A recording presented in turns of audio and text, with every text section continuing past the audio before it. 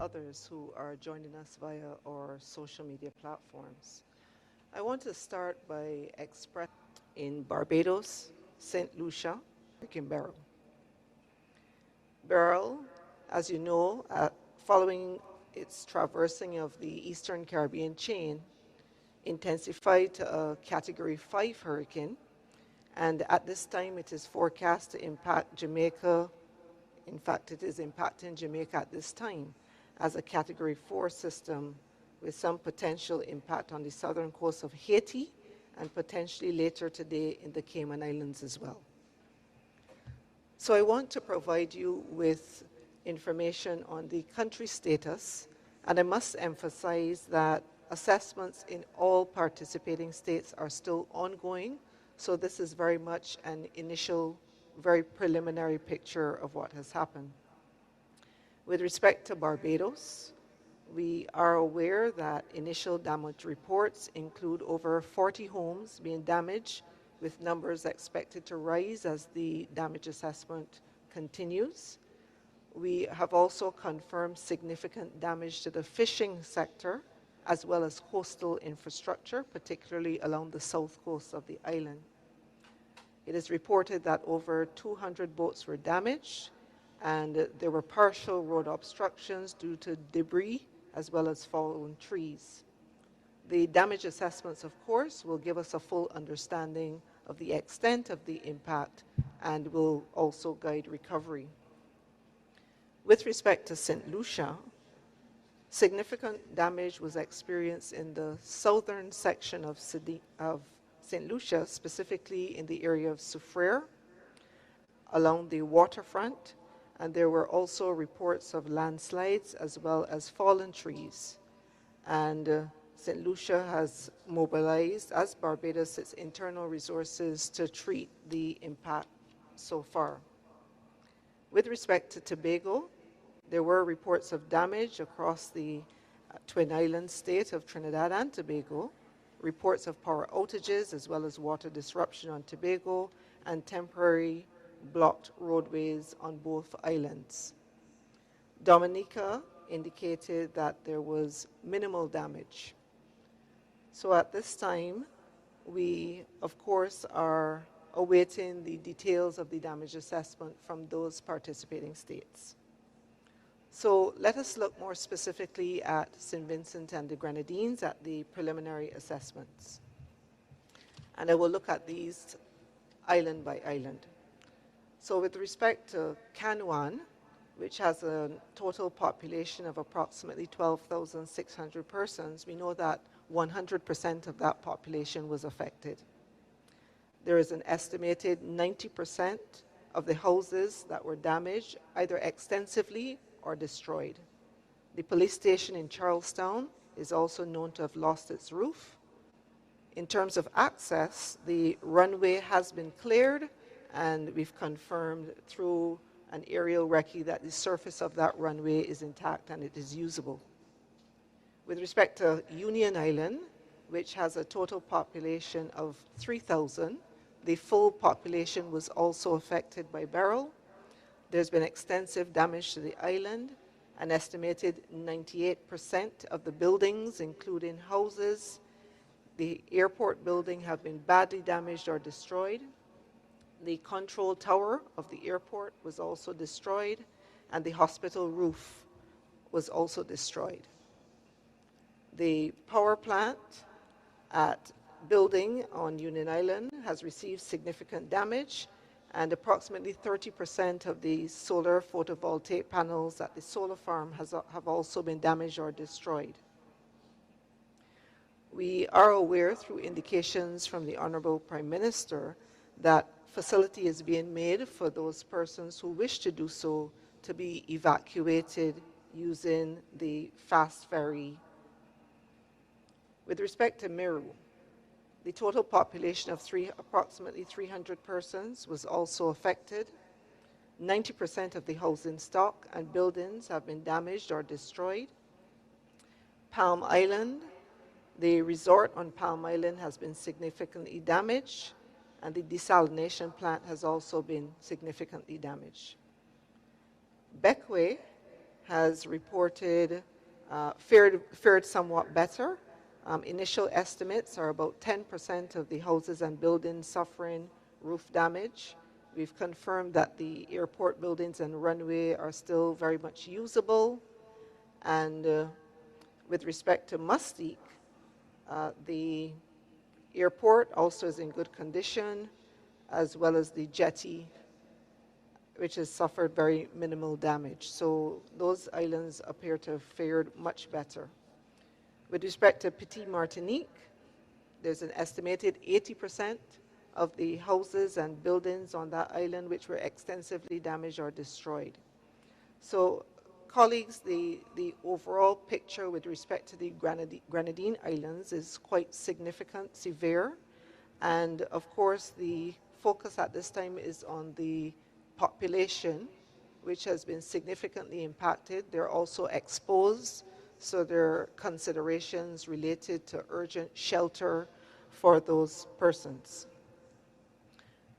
With respect to Grenada, there have been reports of damage in the north of Grenada that is being assessed.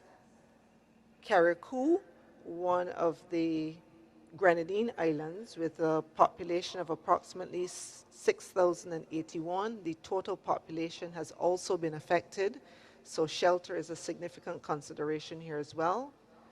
Initial reports are that the majority of the homes and buildings on that island have been extensively damaged. The majority of the persons who have been affected are currently sheltering in place with temporary arrangements. The Emergency Operations Center on that island was activated yesterday with some additional reinforcement from mainland Grenada, and the coordination operations have commenced. The government of Grenada is also mobilizing food for distribution, and initial damage assessment has been initiated on that island. Communication also significantly compromised. With respect to Petite Martinique, with a population of estimated 900 persons, the full population has also been affected. The majority of the homes and buildings on that island were also extensively damaged or destroyed. The majority of the population on island is also sheltering in place with temporary arrangements. The government is mobilizing food for distribution, and we do have reports of persons in shelter in Petite Martinique, but those numbers are being confirmed. So we have an initial picture, but it is certainly sufficient to allow us to focus the response efforts, even as we await the final damage assessment indications. So what has been the response through the regional response mechanism, which is coordinated by CDEMA? The CDEMA coordinating unit activated the regional coordination plan at 5 a.m. on the 29th of June. Our regional coordination center was activated on the 30th of June to address the response.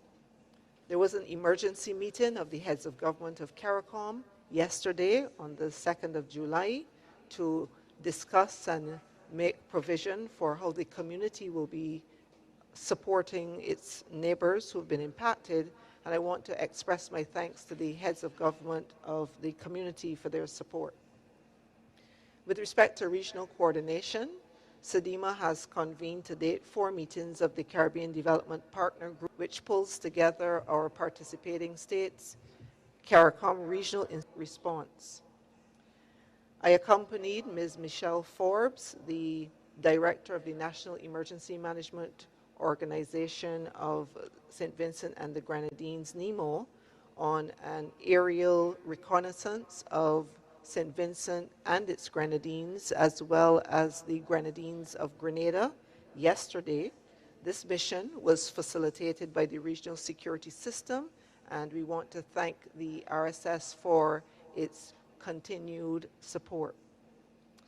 The mission did provide a comprehensive view of the status with respect to the housing as well as buildings on islands and critical facilities, and allowing us to really prioritize how we would task the regional response teams which would be supporting, and I'll say a little bit more about that shortly.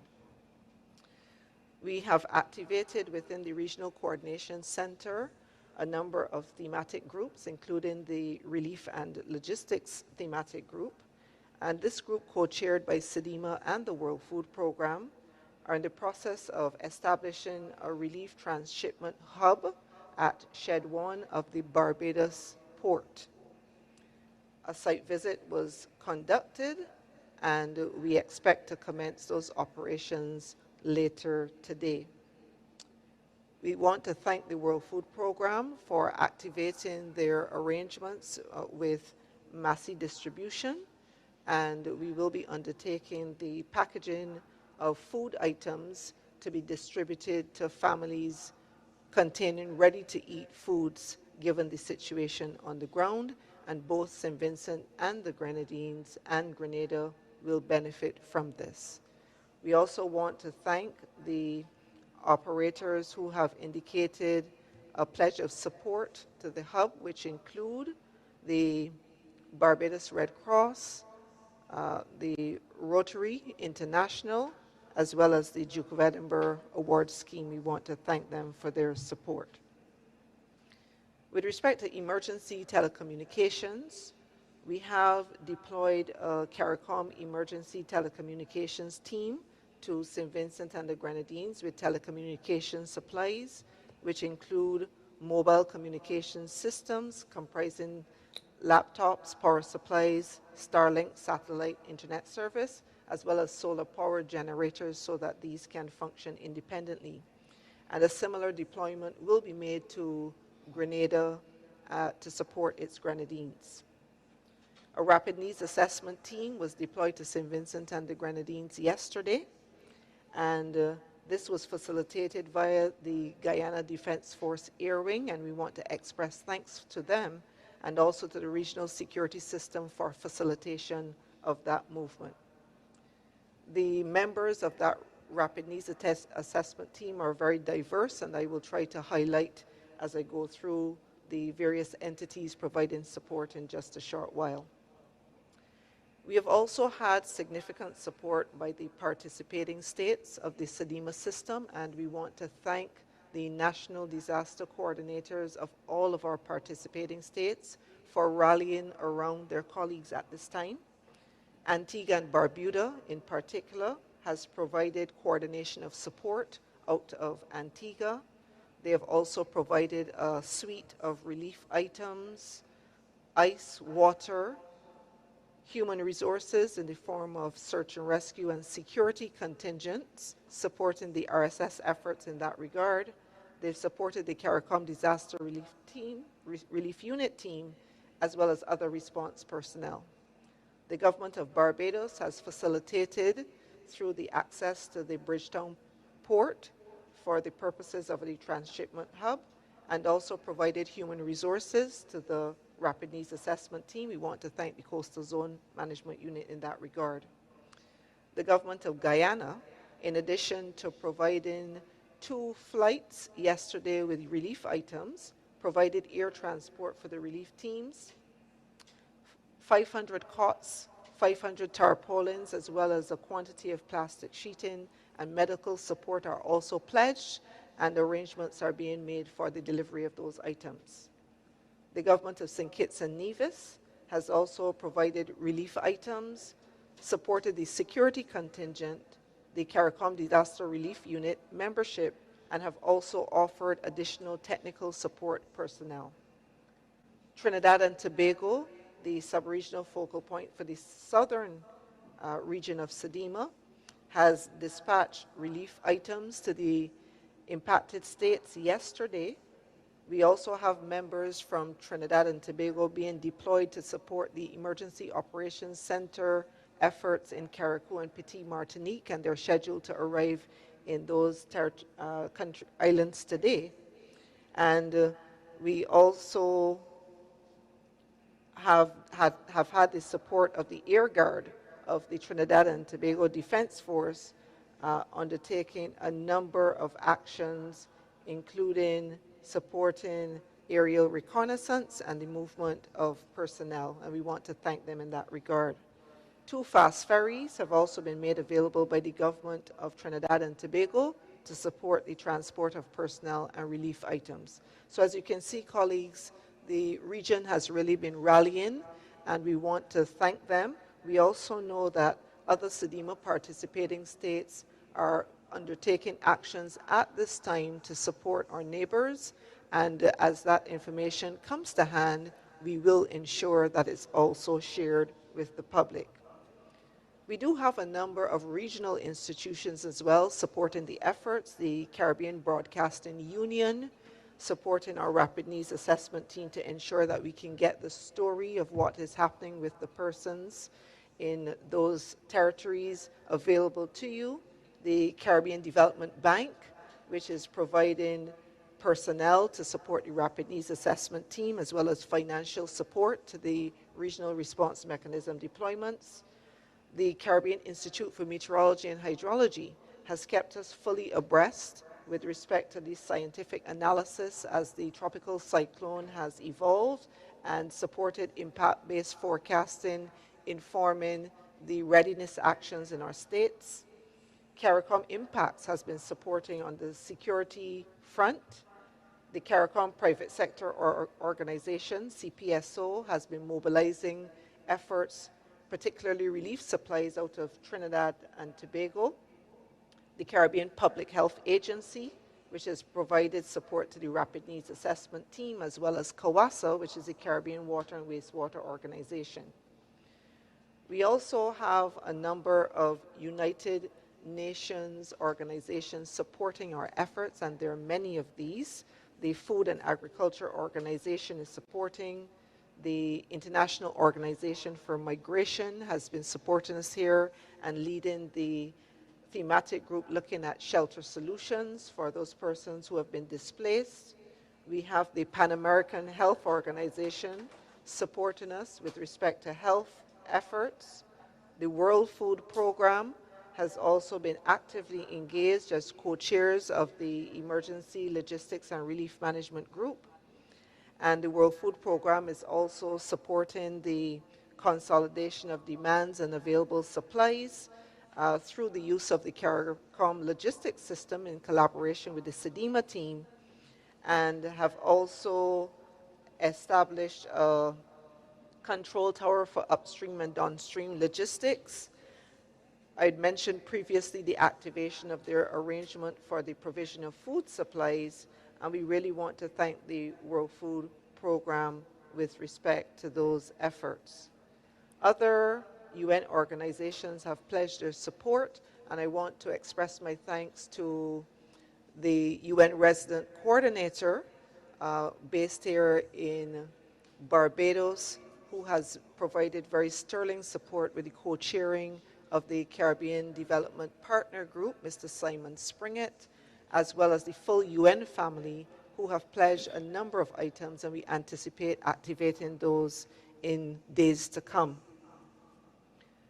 Global Support and Development, an international NGO, you would recall that we signed an MOU last year, which allows us to work collaboratively with the MV Dawn, which is a humanitarian vessel. That vessel has been activated, providing logistic support and the movement of relief supplies as well. World Central Kitchen has also reached out and responded to our call for assistance, and they're currently on the ground in St. Vincent and the Grenadines providing feeding services. The regional security system I'd mentioned previously, but I wanted to emphasize here that they also coordinate the CARICOM Disaster Relief Unit and have coordinated the security search support to our states. I want to acknowledge, of course, the UK Foreign Commonwealth and Development Office, who are providing financial support to the mobilization of the regional response mechanism, and they have done so for the past several years, and we continue to be appreciative of those efforts. And of course, UWI Television, we have a strong partnership with UWI, and they're here facilitating our broadcast today. So I wish to turn now to modalities for providing assistance to the impacted states.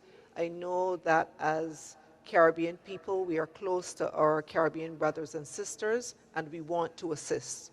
It is important that we do so in a highly coordinated way so that we are as efficient as possible and bring in really the best of the region to support our neighbors at a very difficult time. So with respect to St. Vincent and the Grenadines, we have received guidance from the government for an express preference for cash donations. Cash donations, I want to emphasize this. The account details are available to you, and I believe we will be showing those on screen sometime during the press conference, but we will also make these available via the CDEMA social media sites as well as our website, and distribute through the islands, through the channels of our National Emergency Management Coordinators. So just repeating, for St. Vincent and the Grenadines, the government has expressed a preference for cash donations. They are mindful that there are items that are currently on the way, and of course these will be accepted, and we understand that any of those donations that are on the way would have been in alignment with any needs lists that had been previously prepared and circulated, and also would have been notified to the National Emergency Operations Center so that we can ensure coordination. But remember, preferred cash donations for St. Vincent and the Grenadines. With respect to the government of Grenada, they have advised that they will accept cash contributions, and they will be publishing the bank account information where these cash donations can be placed as soon as we have that information available at the coordinating unit. Similarly, we will be publishing it on our social media sites and also on our websites, and distributing through our participating states via our National Emergency Management Coordinators as well. In addition, the government of Grenada has advised that a needs list has been published. We understand it was published this morning, and that the government will be accepting contributions based on items in the needs list only. And I wish to emphasize this. It is very important that if you are providing support to the government of Grenada, it must be with respect to items that appear on the needs list. Now, across the CDEMA participating states, as you know, we work as a system. So our National Emergency Management Coordinators in each of the CDEMA participating states will be the focal points for facilitation and coordination of any relief items which are to be sent for the government of Grenada. So you must liaise with them. Remember that we have logistical arrangements in place to support, which include our private sector partners of Tropical Shipping and King Ocean, which is another shipping facilitation within the region. But to access these arrangements, you must coordinate with the National Emergency Management Offices, and this allows us to keep a very clear perspective on what relief items will be coming from any of the CDEMA participating states, and also the facilitation of the logistics. And I want to repeat again, only items on the needs list will be accepted, and only items on the needs list will be shipped. So please bear this in mind. Thank you for your attention. This brings me to the end of the briefing. I am available to take your questions, and so back over to you, Keith. Thank you very much, Edie, for that comprehensive update as it relates to the islands of St. Vincent and the Grenadines and Grenada and the other islands who've been impacted by Hurricane Beryl. At this time, we are going to open the floor to the media across the region. All we ask is that you state your name and agency before you ask your question so that we can directly speak to you. I do see a Ryan Davis. Ryan, you can start with your question. Hi, good day, Ryan Hamilton Davis, Trinidad Newsday. Can you hear me? You're a little muffled, but we can Hear hear me you. now? We're hearing you. Go ahead with the question, and we'll see if we can make out what you're Yeah, saying. first question is, is CDEMA able to confirm the death toll? Uh, for, for so far, we've been hearing different reports concerning deaths between 6 and 8. So I want to get a confirmed number for that. And secondly, as far as disaster preparedness is concerned, especially in areas like Haiti, which already has significant social problems and so on, how are the preparedness efforts uh, being conducted there? I didn't know if that was second part of the question was on preparedness efforts. Yes. Yeah. So thanks very much, Ryan. So I understood the first question as being one as to whether we can give a confirmation with respect to fatalities. The answer is no. We have not received an official report from any of the states with respect to this item. And of course, once this is available, we would make this available to the press as well. Now, your second question was a bit muffled. I understood you were asking about preparedness actions, but could you repeat for me? Um, Sorry about that. Preparedness actions, Or if you can't repeat, Ryan, can you just for place it? cases. If you may, you can place it. You can place a text in the Zoom, and we'll Okay, try to get the very, question very good. answered for you. I will send it via text. Thank you. Thank you very much. I see Jay. You can go ahead with your question. Just indicate your name and agency. Jay. Hi, good morning, Keith. Good morning, Miss Good Riley. morning. I have one question. Speaking specifically, Which agency are you with? Which sorry, agency are you? German Abel here, SKN Vibes, WinFM. Quick question though, in terms of medical facilities and so forth, where are we with that in terms of St. Vincent and the Grenadines? Because from my recollection, they were stating that the hospital or so forth was actually damaged. Can you address that specifically? Thanks. Yes, thank you. At this time, we have not had any requests from either of the states for surge support on the medical side. Please bear in mind that even though there were impacts to Grenada as well as to St. Vincent, that both of these islands are still operational. The capitals are very much operational, so the hospitals, medical arrangements on the main islands are still intact.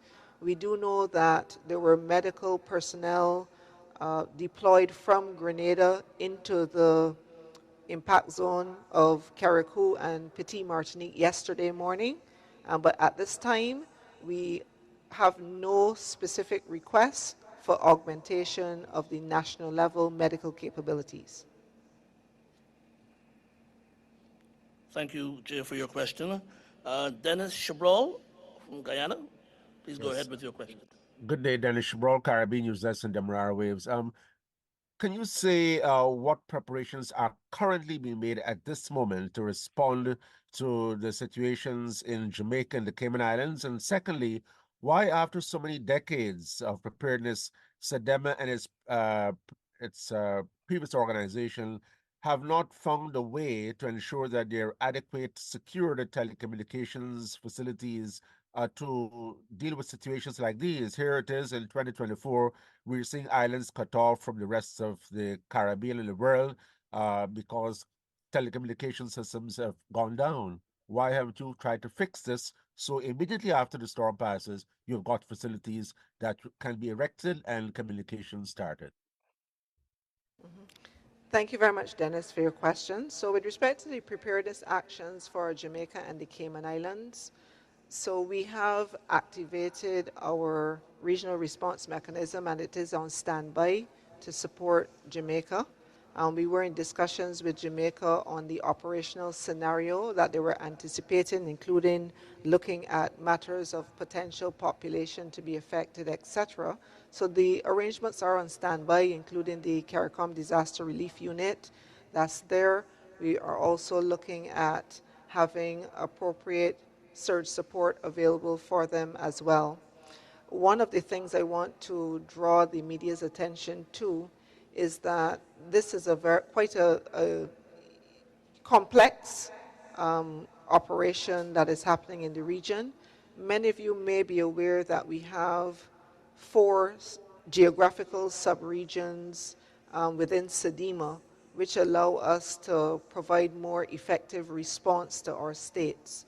And you probably will realize that Beryl has in fact threatened 3 of those subregions, the one led by Barbados. In fact, all of the countries within the Barbados sub-region were actually under threat at the same time, and those include Dominica, St. Lucia, and St. Vincent and the Grenadines. And within the southern sub-region, which is coordinated by Trinidad and Tobago, the sub-regional focal point itself was under threat, as well as Grenada. And we knew that Beryl was going to traverse the Caribbean Sea and provide a bit of a concern for Jamaica, which is the sub-regional focal point in the northwest. And of course, Jamaica is very important within our system because of the significant assets that they hold, etc. So I'm raising this point to say that what we have done is try to strategically utilize those states which have not been under threat to provide the horizontal cooperation support, and we've collaborated very closely with our partners. I'd explained a bit earlier how we're working very closely with the UN agencies to support the efforts, as well as some private sector entities and NGOs. Bahamas has also placed teams on standby for support to Jamaica as well, and they are in the northwestern subregion.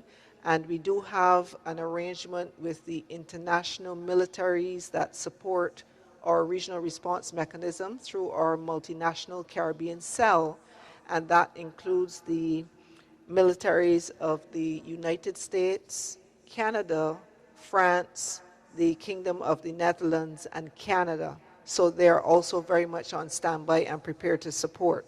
With respect to the Cayman Islands is a UK overseas dependent territory, and in that regard, our operational plans call for us to activate our arrangements with the UK for support to the UK overseas territories in events where the regional resources are stretched, and this is certainly one of those scenarios. So we have confirmed with the UK that they're well positioned to activate their arrangements in support of the Cayman Islands should this be required. So you asked a question with respect to the adequacy of communication. So we do have communication surge arrangements in the region. I think it's also important to recognize that in multi-island states, there is a requirement for creation of redundancy around a lot of the facilities across every single island. So, for example, in a mainland, the type of resources that you would have on the mainland compared sometimes to what is held on sister islands or those smaller jurisdictions, I think it would be appreciated that that is not always equated. So we do have satellite phones that are located on Carriacou as well as Petit Martinique.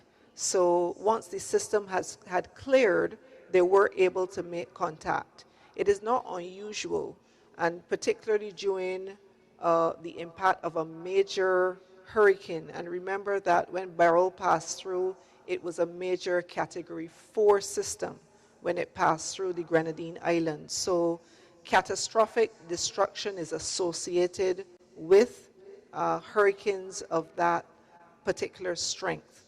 And so it's not unusual to see the normal communications going down, and usually we're able to use the satellite phones afterwards once we have some clearance with respect to the cloud cover, and that did take place. So the CARICOM emergency telecommunications support team, as I mentioned, was also deployed to both of the territories, and we are setting up the emergency communications on those islands.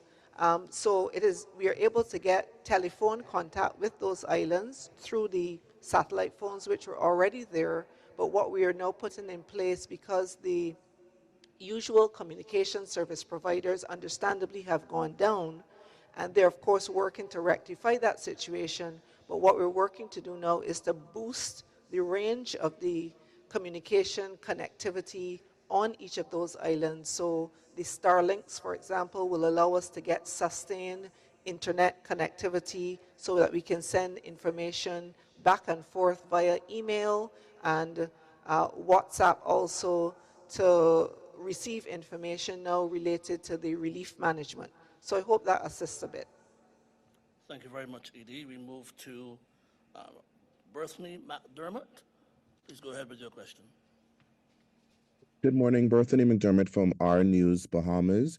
You mentioned that an initial assessment was done in terms of flying over some of the islands affected by Hurricane Beryl. While I know it is still early in the assessment, I guess from your experience dealing with natural disasters, are you able to give an estimate as to the level of damage or in the affected islands? Okay, thank you for your question. So I did give some initial figures when I reviewed the islands, and those initial figures were sourced from the aerial assessment that we did yesterday that was facilitated by the Regional Security System. Of course, now the next step is to get the assessment teams on the ground. I mentioned they're already in St. Vincent and the Grenadines, and we are working to get them on the ground also in Grenada to support the assessments there. Beyond those initial figures, which I shared, I'm not in a position to give a further details at this time. Thank you, Edie. Ian Rayson.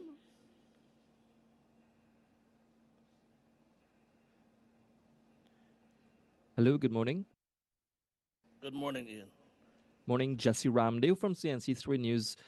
Just wanted to quickly ask, firstly, thank you so much for the very comprehensive update.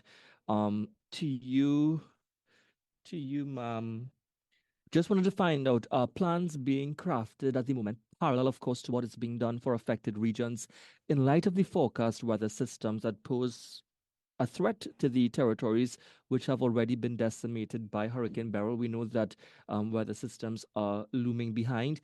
So I guess I'm really asking, is CDEMA looking ahead of what is to come and factoring that in its response? Absolutely, and you've raised such an important point. In fact, just yesterday, we were in conversations with the officials in both St. Vincent and the Grenadines and Grenada on this matter.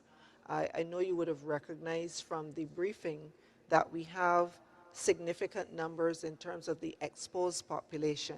And this is something that we've been discussing. In St. Vincent and the Grenadines, as I mentioned, for Union Island, the Honorable Prime Minister had indicated that a facility was being made to allow persons to leave that island should they desire to do so. But I think we also recognize that in many instances, there are persons who may not desire to leave the space that they're connected to. So I think these are really difficult questions that the governments are now grappling with. We are having discussions around the provision of temporary shelter, but of course, it is of a major concern that we've had such catastrophic destruction to buildings, housing, and general shelter options in countries in what we know is a very active hurricane season. And I think the fact that we have had Beryl occurring so early in the season and reaching a Category 5 strength. Now, this is not a usual thing that we see with respect to the system. So we are very mindful of this, and we will continue in dialogue with the governments of the impacted states to work out the best solution. I believe we can place on the screen at this moment if persons want to. Yes. So we just want persons who are interested and desiring to make any donations to the St. Vincent and the Grenadines government, you can use that information there to make those donations. I don't see any other members of the press. Could I ask a question, please? Hi, Peter Richards. good morning, Peter. Please go ahead with your question. You're with CMC. Peter Richards, CMC. You said earlier on you do not have official figures as it regards to the death toll following the passage of the hurricane. Some international media organizations are reporting as much as 6 people died in Grenada and St. Vincent and the Grenadines. Grenada, when I say Grenada, I mean Carriacou and its dependencies. How soon do you expect to get some official confirmation as to how many people would have passed as a result? And could you give a figure, or has any figure been given as to the estimate in terms of the devastation? Okay, so with respect to timing of indication of fatalities, I cannot give an indication. What I can say to you is that we have received, for example, initial situation reports from Grenada. They've submitted information to us. We know that they're in the process of preparing another situation report, but please also be mindful that in many of these islands, access is only by boat, and we would appreciate that the seas have been very rough. So the officials in the islands have had to wait for the seas to calm, and then they're able to go over to see what is happening in those jurisdictions where the access is only by boat. They would have gotten yesterday. They're assessing the information, and they do need to compile it. So we do have to give them an opportunity to do so. I really can't comment on what the international media is reporting, but we take our information from the national authoritative source, which is the Emergency Operations Center. And once that's available, we will make it available to you as well. The second question you asked was related to the estimated figures with respect to damage, and I covered that as comprehensively as I could based on the initial information available from the aerial reconnaissance and the initial assessments by the national officials as they visited on the ground yesterday. So once the damage assessors get out into the field, and remember we are dealing also with quite complex logistics here, so the usual connectivity between these islands, remember this has been disrupted. So there would be boats that would have been traditionally plied the routes and connected the islands. They may have been damaged, and whilst we work towards getting a more predictable bridging arrangement in place to connect via sea, and we're also trying to work on a connection via air as well. There is going to be very sort of sporadic logistics in terms of the connectivity between the islands. Of course, they're using the Coast Guard vessels that are available to facilitate movements, but there will be a lot of pressure on those Coast Guard vessels because there's requirements for movement of personnel to support, as well as relief items which are required. Okay, it's Hallam Hope here, if I can get in. Hey, Hallam, good morning. Hi, good morning. Hallam Hope here with the Nation newspaper. But maybe to press you a little bit based on your experience of these hurricanes and what's not. Can you say in any way, any sort of estimate of currently we're looking at billions of dollars of damage. Can you say from your experience any estimate of what you perceive could be how many billions of dollars of damage could be done? You're looking at, for example, the Grenadines as well, both the Grenadines, St. Vincent Grenadines and Grenada? Thanks for the question, Hallam. So I know you'll appreciate that, every emergency is very different and impact different jurisdictions as well. So it is difficult to use figures of damage and loss from a previous event and apply it to the current event. So I say that to say that we will have those figures only when the damage assessors have finished their initial assessments, and even in the short term, those will just be estimates. And of course, I anticipate that the governments will also be making decisions as to whether they would move forward with undertaking post-disaster needs assessments, but those decisions lie within the purview of the governments, and the timing of the undertaking of the post-disaster needs assessments is usually within 6 to 8 weeks following the event, and that is really when you get a more detailed and accurate documentation of not only the damage and losses, but also estimates with respect to costs for recovery. So, given that we heard from both governments that they are seeking cash, the focus is on cash donations. To what extent would you say, or would you want to appeal to the global community for grant funding, assistance to these countries? We've seen Carriacou virtually flattened. So that's one question. The other, of course, is would you agree and describe the impact of the system as having a catastrophic disruption in terms of the Grenadines? Would that be a fair comment from you? Okay, so I think, first of all, I want to just clarify on the messaging from the governments with respect to the preferred modes for support at this time. St. Vincent and the Grenadines has expressed a preference for cash. That has been very clear.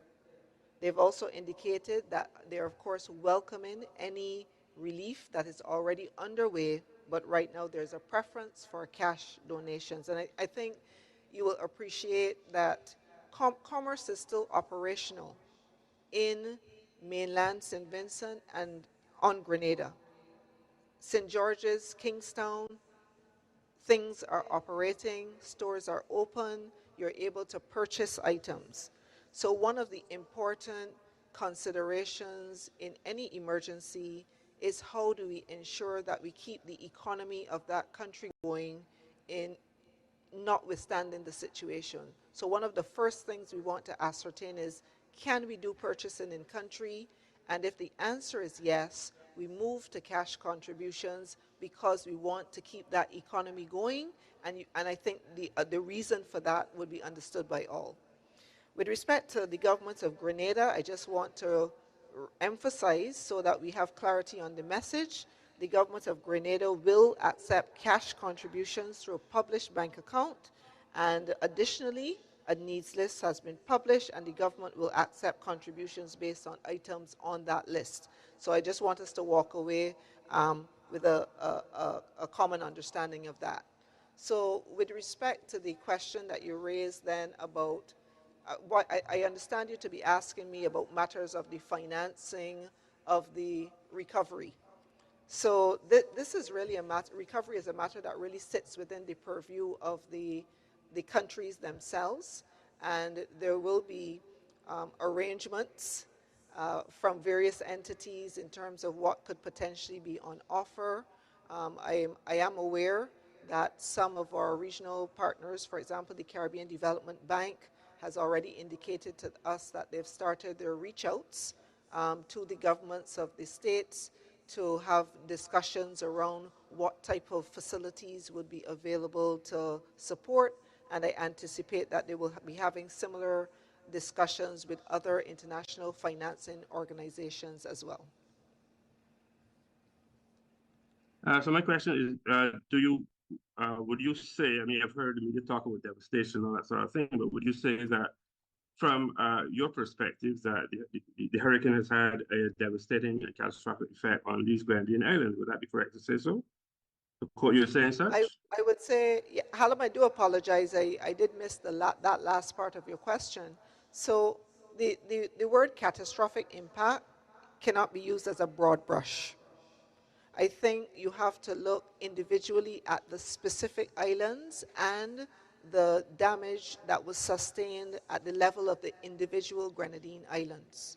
So with respect to Carriacou and Petit Martinique, that descriptor could be given based on what we saw when we flew over.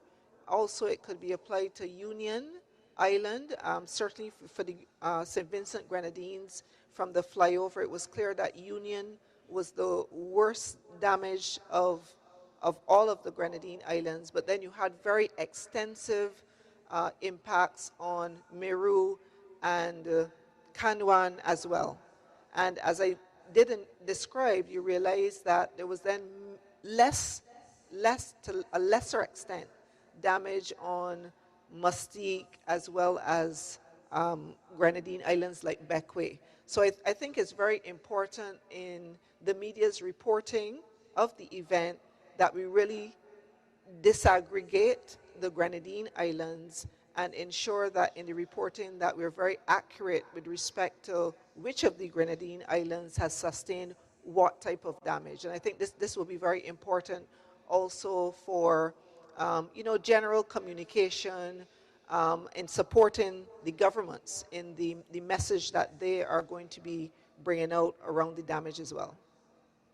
My final question has to do, I have one last question, if possible. Go ahead, Alan. Yeah. You would have mentioned that the government of St. Vincent and Grenadines had indicated it is keen or is prepared for evacuation. I heard that general statement about evacuation of people. Can you at this stage give any sort of details on that? Like, where would people be evacuated and how would they be evacuated? Any details on that? Thanks. My final question. Okay, so I don't know if we would apply a blanket term of evacuation, and I was trying to be careful in my phrasing, because what was indicated by the Prime Minister is that provision is being made for persons who have a preference to leave Union Island to do so, and a fast ferry was made available when we flew over yesterday. In fact, the fast ferry was in port, and I did see persons lined up along the jetty, and I can only imagine, I can't say definitively, that they were about to board to leave. So there's been no conversation around mass evacuation of the islands at this time. There has been provision by the government of St. Vincent and the Grenadines to allow persons from Union Island who may wish to do so to move over to mainland St. Vincent. So I want to make sure that that language and messaging is very clear because we want to ensure to be consistent with the indications of the Honorable Prime Minister. Thank you so much, Alan, for your question. Good morning. Chassis Gonzalez, Trinidad Express newspaper. We wanted to know, has there been any lessons learned following Ivan in 2004 that are being applied to the Caribbean's response to this latest disaster? I would say absolutely. You know, Ivan was one of the experiences that we had which really taught us as a regional system that we had to plan more robustly for multi-country impacts in the Caribbean. And in fact, many things were born out of Ivan, including the expansion of the capabilities of our response teams. For example, the CARICOM Disaster Relief Unit, we had a full relook at that and deepened the capability. We have also invested in additional training of human resources across our states to support operations within emergency operations centers, damage assessment. We've also learned the importance of really working with partners. For example, the Caribbean Association of Fire Chiefs, who now play a very strong leading role in the coordination of any matters related to search and rescue.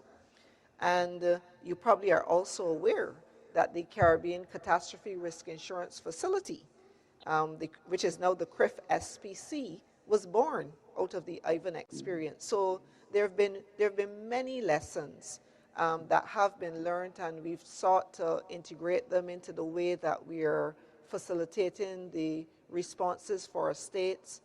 I think the question of resilience, though, really continues to be at the forefront. And the real vulnerability of our region as it relates to climate change, you know, this is really coming to the fore. You would realize that this year we have had the warmest ocean temperatures on record. And these are things that we have to pay attention to, because what has happened with Beryl in terms of the rapid intensification and the destructive path that has resulted from that, these are things that are going to become much more common in not only our Caribbean space, but in other spaces as well. And we have to remember that climate change is not only affecting the severity and intensity of the cyclones, but on the broader hydrometeorological side, we are seeing things like excess heat, you know, and it's very unusual for us in the Caribbean to have heat warnings, but this is happening now. And in fact, we have indications from the Caribbean Institute for Meteorology and Hydrology that we will be experiencing even more extreme heat later on this year. Similarly, we have situations of more frequent and intense droughts. And in fact, some of the territories had been experiencing extensive drought prior to the impact of Beryl. And what this does is to set up the antecedent conditions which really make the potential for landslides even higher. So all of these are matters that we have to look at. We have to emphasize the points of building resilience across our states, and building resilience at the sectoral and the community level is absolutely critical. And we often like to say that even in the midst of the destruction of events, we have opportunities. And the opportunity is certainly here to push for resilient recovery.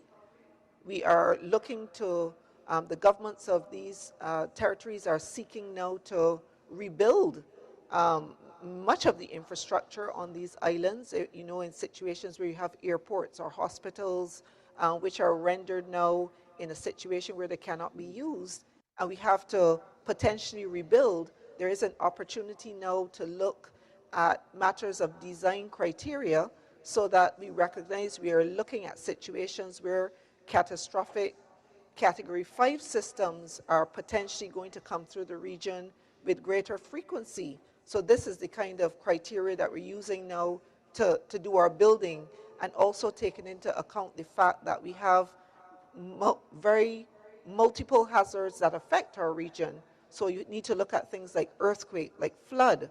So we can put that multi-hazard lens on the design criteria for how we undertake the recovery. So this is going to be a very important part of the recovery process. Is the CDEMA informing CARICOM that we need to build that resilience now, or continue building that resilience, because things are about to get worse? Is that what is going on? Well, CDEMA is CARICOM. Yeah. We are part of the CARICOM family. We are the arm that deals with matters related to disaster risk management. We do a lot of work under our programming with our states. In fact, we have just completed work in collaboration with the Caribbean Development Bank, OECS, and the CARICOM organization, CARICOM Regional Organization for Standards and Quality, CROSSQ, on revising a code of practice for strengthening small residential construction. and this code allows for cost-effective construction of homes which are resilient to Category 5 hurricane winds as well as earthquakes, Richter 7, 7 on the Richter scale. So even though of course, you may see and speak to CDEMA a lot around events, behind the scenes, as a regular part of our resilience building, this is what we do. And we are promoting these products. We're working with CANTA, the Regional Association for Training. We've integrated the Code of Practice into the CVQs, the CARICOM Vocational Qualifications, and it is now being integrated into the training regimes of post-secondary institutions across the region. So these are things that are ongoing and will continue to be a part of CDEMA's work. And of course, we have a voice, and we use that voice to advocate at the political level for the uptake of this type of work at a more rapid pace. Thank you very much, Mr. Gonzalez. Edie, we have one question from Ryan Davis, the very first question. He says, in terms of disaster preparedness, especially in places like Haiti with significant social issues prior to Hurricane Beryl, how are preparedness plans working there? Okay, so the Haiti situation is a complex one because, you know, the effective approaches and even arrangements for support to Haiti are complicated by issues around conflict. And I think members of the media are well aware of the situation which has evolved in Haiti and continues to evolve. Of course, this is a matter that CDEMA is very much keeping its eye on, because we know that humanitarian action, for it to take place effectively, it has to take place in safe spaces. What I can tell you is that the efforts of our colleagues at the Civil Protection Department in Haiti have been constrained by the realities of the conflict situation. So usual preparedness actions such as going out into the communities and ensuring that the public awareness programs are happening in that effective way where you're free to move around and interact with the communities. I think we're all very aware that this is not the current situation in Haiti. So the office there continues to do its work, but in a very constraining environment. So if you ask me if they are operating in the way they normally do with respect to preparedness actions, the answer is no. But what I can say is that they're doing the best that they can in the circumstances. Thank you very much, Edie. Any more? I don't see any more raised hands. There is a raised hand. Hello? Good morning. Yes, I have a hi, question. Dennis. Please go ahead with your question. Okay, so quickly, Miss Riley, just wanted to find out from you as the executive director of CDEMA, are you satisfied with the regional response so far, and is there anything that you would like to perhaps see improved or worked on? Well, I have to start by putting the response into context, and I will just revert to what I mentioned a little bit earlier. So we had a situation where 3 of our subregions were under threat, and multiple jurisdictions in those 3 subregions. We've now had significant impacts of 2 of those subregions, with Beryl currently impacting our subregional focal point in Jamaica. So in terms of satisfaction, I would say that we have done the best that we could do in a constraining situation.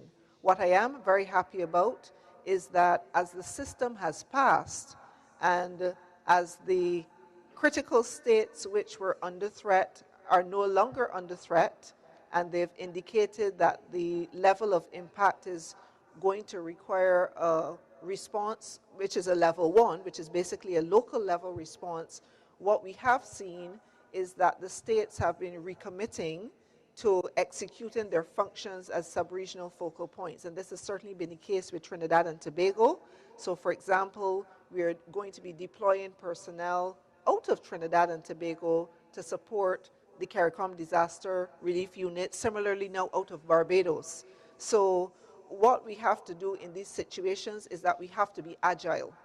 So I'm very pleased that the states that were not under threat at all, they did their best to make sure that we could put personnel on the ground, and we were able to provide responses within 24 hours of the all clear. And this is one of the aims that we have as a regional response mechanism. We were able to effect that. So I really want to thank the teams that have been working with us. I want to congratulate them. And I also want to acknowledge the staff of the coordinating unit, because we have been working nonstop now for several days, and the team has been doing a tremendous job. I want to also acknowledge the work of our partners, how they have jumped into the situation. We are coordinating well with them, and I really appreciate that level of commitment of the partners. The UN has been tremendous in really demonstrating that commitment to the regional arrangements that we have here in the Caribbean and making them work. Our entities on the security side, we had done some prior planning, of course, as we always do, because as you know, these situations, we have to anticipate potential deterioration of law and order. We've been able to get the additional security personnel on the ground. They're arriving this morning to augment national level security. So, and we have had no breakdowns of law and order that have been reported to me thus far. And as such, I'm quite satisfied with how things are going. The first of the relief efforts have already started reaching the ground. You know the logistical constraints that I've explained, but we are working through those. The relief is reaching persons, but initially it's going to be slow because we are dealing with just managing the logistics and making sure that we can put the consistency in the logistics arrangements. That is being done. So in talking to the National Emergency Management Coordinators so far, they are satisfied so far with the support that we've been able to give and how we are reinforcing that support as the days go by.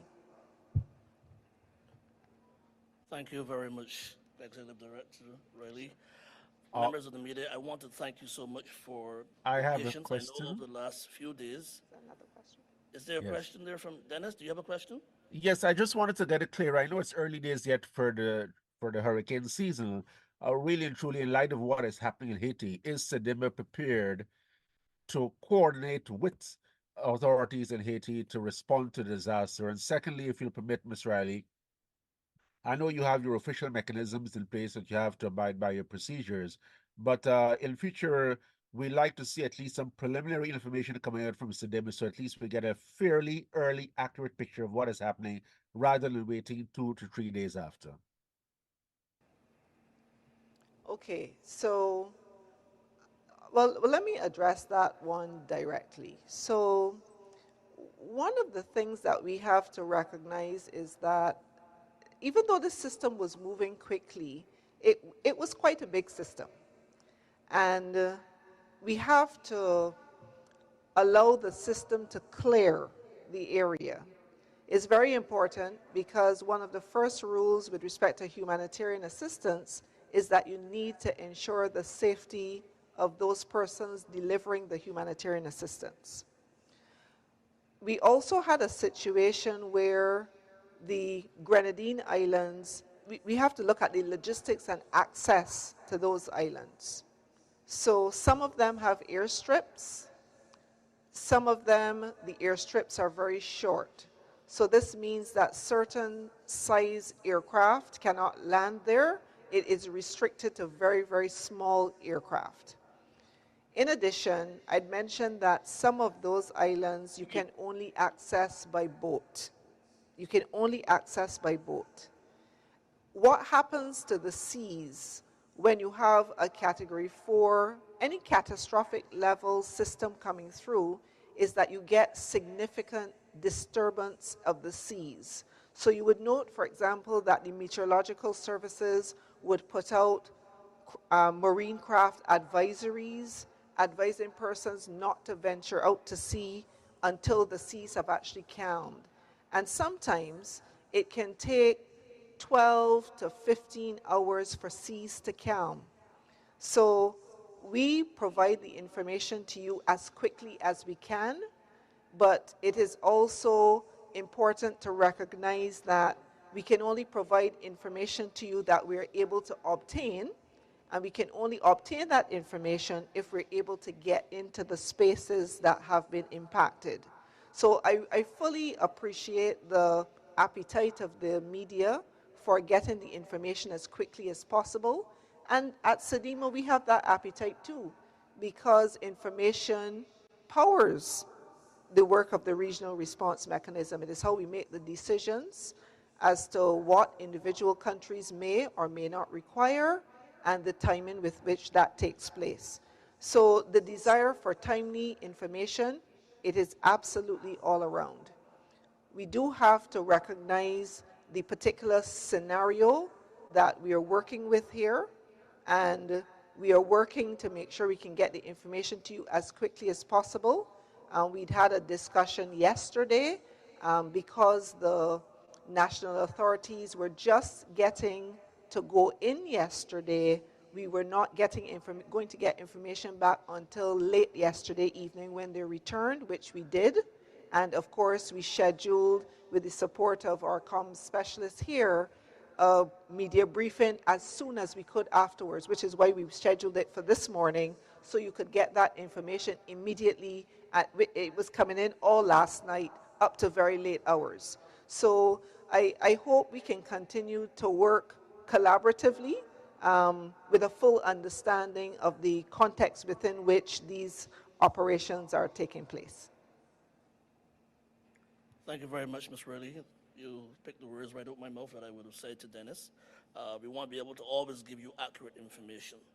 The Haiti question was not answered. Pardon me?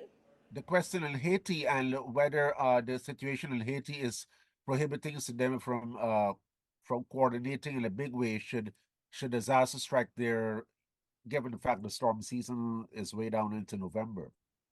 Okay, yes, thank you. I apologize that I didn't circle back to that question. The reality is yes.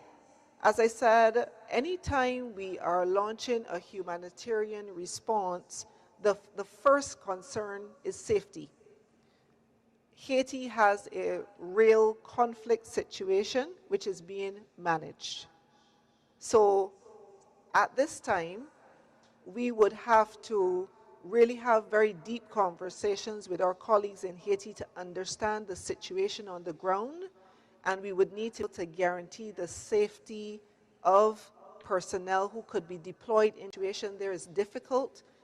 We understand that the leadership that is currently in place is doing its best to bring some level of, I don't know if to say normalcy or right sizing, what might be the best word to use there, but they're trying to address a difficult situation. And anytime you have concerns related to law and order and safety of humanitarian workers, there is going to be a constraint. This is just a reality.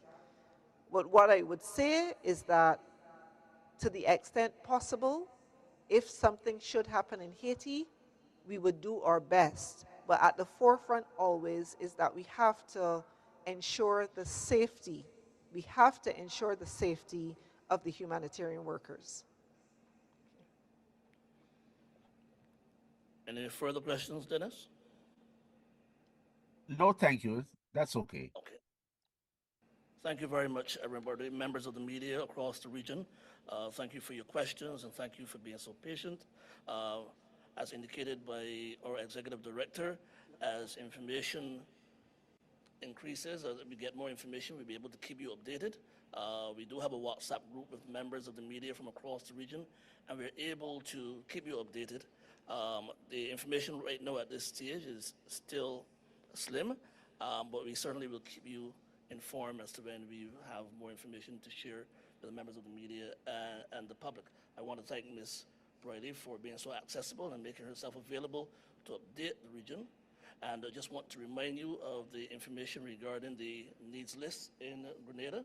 We're sticking to that needs list, as well as if you want to provide any funding for the citizens of St. Vincent and the Grenadines, you can do so by accessing the information regarding the bank information that we will share on our social media pages.